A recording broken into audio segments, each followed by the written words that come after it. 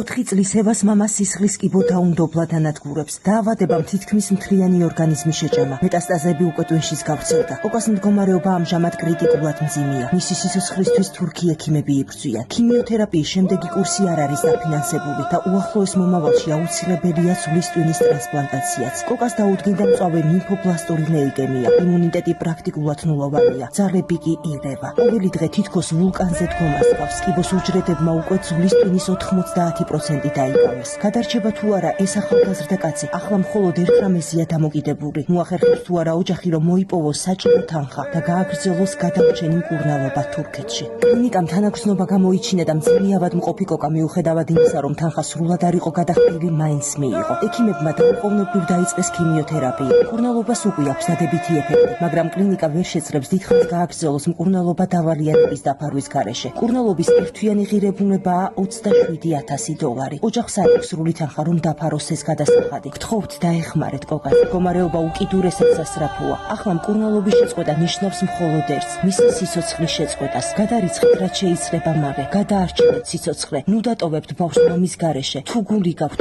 მოაუვლით გვერდს. გადარიცხეთ ნებისმიერი თანხა ჩერნოვეცკის ფონდის ოფიციალური საიტის მეშვეობით.